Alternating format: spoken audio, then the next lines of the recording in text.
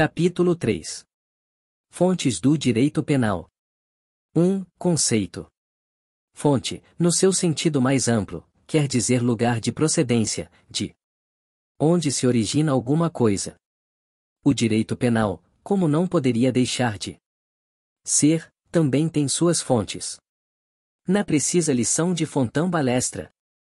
Na ciência jurídica, fala-se em fontes do direito, atribuindo-se à palavra uma dupla significação. Primeiramente, devemos entender por fonte o sujeito o que dita ou do qual emanam as normas jurídicas, ou em segundo lugar, o modo ou o meio pelo qual se manifesta a vontade jurídica, quer dizer, a forma como o direito objetivo se cristaliza na vida social.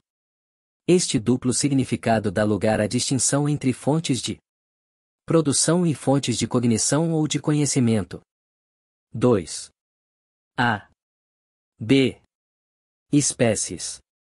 Partindo da lição do renomado autor argentino, podemos dividir as fontes do direito penal em fontes de produção, fontes de conhecimento, que podem ser, ainda, imediatas e mediatas.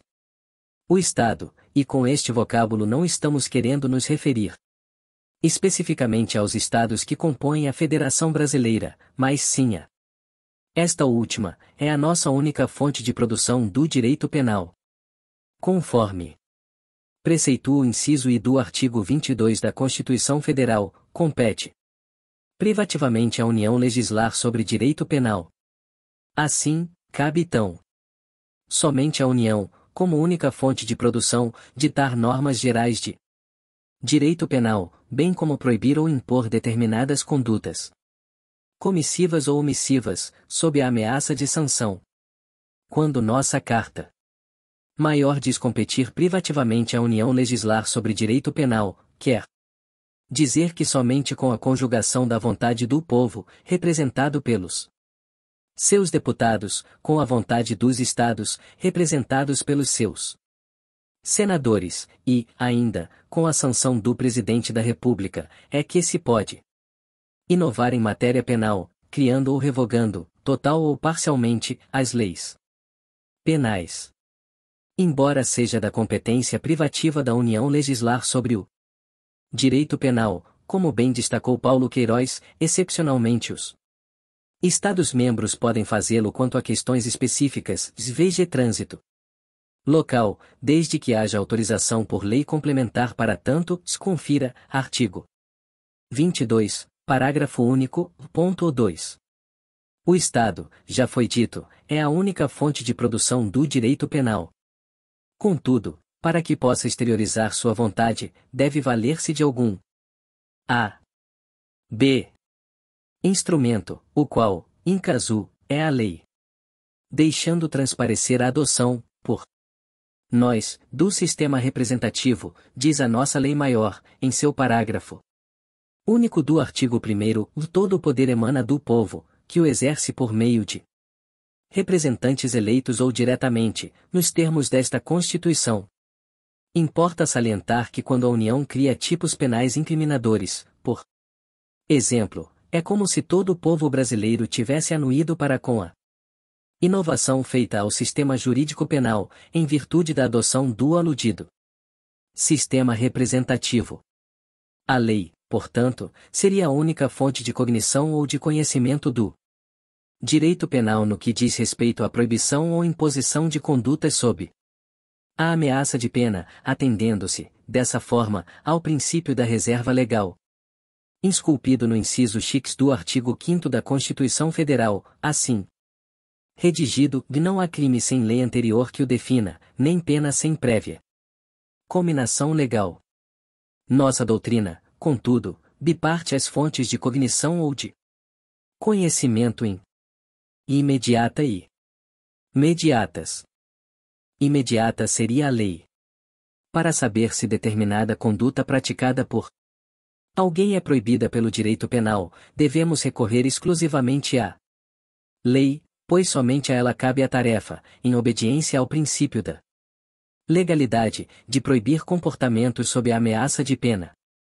Em virtude Disso é que Fontão Balestra conclui. Em matéria penal, em nosso regime institucional, não existe outra fonte do direito a não ser a lei.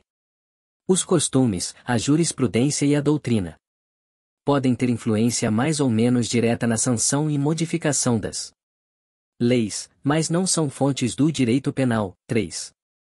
Apesar do ponto de vista do conceituado tratadista, podemos comungar com a posição daqueles que incluem e entendem os costumes e os princípios gerais de direito como espécies de fontes cognitivas mediatas. De acordo com Mirabete, o costume é uma regra de conduta praticada de modo geral, constante e uniforme, com a consciência de sua obrigatoriedade. 4. Servem os costumes para auxiliar o intérprete a traduzir conceitos, tais como o de repouso noturno, honra, etc., permitindo, assim, um enquadramento correto do fato ao tipo penal. Para que uma conduta se torne um costume e não se confunda com um mero hábito, Limoges França aponta os seguintes fatores: a continuidade, b. uniformidade, c. diuturnidade, d. moralidade, e obrigatoriedade. 5. Os costumes podem ser populares ou científicos, e a doutrina os classifica, quanto ao alcance, em costumes contra legens contrários à lei, praeter legens além da lei, e secundum legens absorvidos pela própria lei, passando ao status de fonte primária. Discute-se, comumente, se os costumes têm o poder de revogar as leis. Ou, melhor dizendo, se a prática reiterada de determinadas condutas teria o condão de afastar a aplicação da lei penal.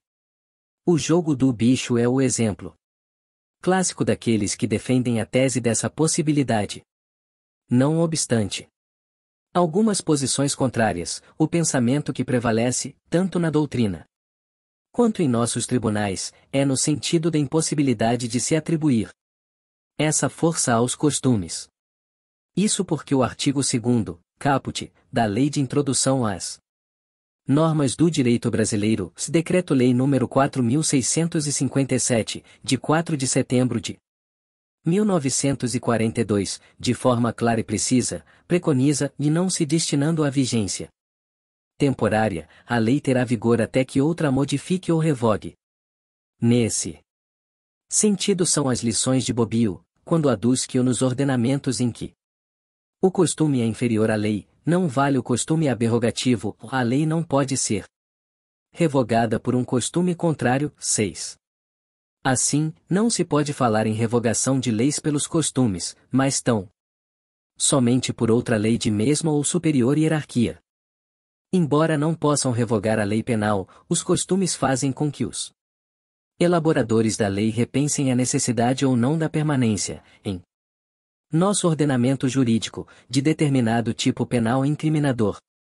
Da mesma forma que os costumes, o desuso de certa lei penal não traz a ideia de sua revogação, podendo ser ela aplicada a qualquer momento. Quanto aos princípios gerais do direito, Bobbio preleciona serem eles normas fundamentais ou generalíssimas do sistema, as normas mais gerais. 7. Frederico Marques, a seu turno, aduz. No campo da licitude do ato, há casos onde só os princípios do direito justificam, de maneira satisfatória e cabal, a inaplicabilidade das sanções punitivas. É o que sucede nas hipóteses onde a conduta de determinada pessoa, embora perfeitamente enquadrada nas definições legais da lei penal, não pode, ante a consciência ética e nas regras do bem comum, ser passível de punição. 8. Sérgio Cérvulo da Cunha ainda esclarece que o termo princípio ou não significa o que está em primeiro lugar, mas aquilo que é colocado em primeiro lugar, aquilo que se toma como devendo estar em primeiro lugar. Aquilo que merece estar em primeiro lugar. 9. Como adverte Paulo Bonavides, os princípios gerais de direito passaram a residir na Constituição, expressa ou implicitamente. A constitucionalização dos princípios seria o axioma juspublicístico de nosso tempo e que os princípios constitucionais nada mais são, em seu fundamento teórico, do que os Princípios gerais do direito restituídos à sua dimensão intrínseca de valores superiores.